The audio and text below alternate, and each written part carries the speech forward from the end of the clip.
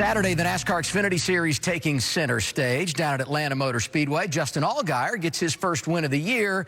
And as he was doing his post-race interviews, we had a good old-fashioned brouhaha on the pit lane. Daniel Hemric coming over to greet Noah Gragson. And let me tell you, he wasn't inviting him to Wendy's for dinner, okay? He was disappointed with something that happened earlier in the race, and they are swinging. I mean, this was heated.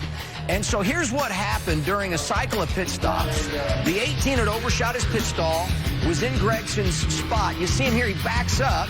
So when Gragson goes to get in, he's got to back up to make sure he's in his stall. He does so aggressively, obviously goes across the line, and nearly maybe making a little bit of contact there with Daniel Hemric. So I want to get... Yeah, Coach. I want to get you two to weigh in on this and to make sure everyone at home understands. Do we need to put our boxing gloves on? I tell you what, let's do this. Brad, you come over here to position one, would you please? Ding, ding. Just to make sure we don't have any issues, I want everyone to understand why you are the perfect duo to tell me why this went down on Saturday. Let's rewind. 2014. What's happening here, fellas? We may have had a slight disagreement at the end of this race.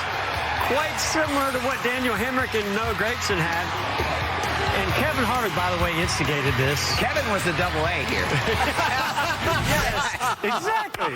Yeah, that's right. So, okay, now that we've established your expertise on the subject, how do you weigh in? Are you Team Hemric or Team Gragson from Saturday? Well, I can relate to Hemric because, you know, I saw a championship opportunity go away. Whether it was intentional or not, it felt intentional to me on the racetrack. So, man, I was just fuming. I was wanting to deal with him at that moment.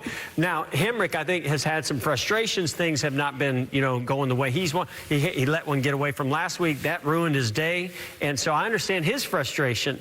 But, you know, Gragson, I can't say that he really intentionally did that, but I also think he didn't have to back into that right front fender. Yeah, so I think watching the video double A, my take right away is if you saw the way that, you know, Noah had to go around Daniel Hemric, the big thing to remember is the right front tire has to be in the pit box. If it's not in the pit box, it's a one-lap penalty. Talk about a game changer. You could not get that penalty. So in order to get the car backed up and into the pit box, he had to do a really complex, you know, move. Come on, Brad. We're going to definitely agree to disagree again. There's a reason I'm in the middle. Disagree. I don't think he did it intentionally at all. I think he was backing up and just lost track of where he was. And NASCAR agreed. Now, they did call Gragson to the hauler after the race, but once they reviewed the tape, they said no penalties, either for the incident that happened on pit road or the altercation that happened after.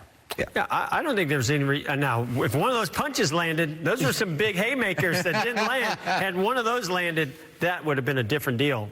For more great NASCAR on Fox content, subscribe to our channel. It's somewhere right around here.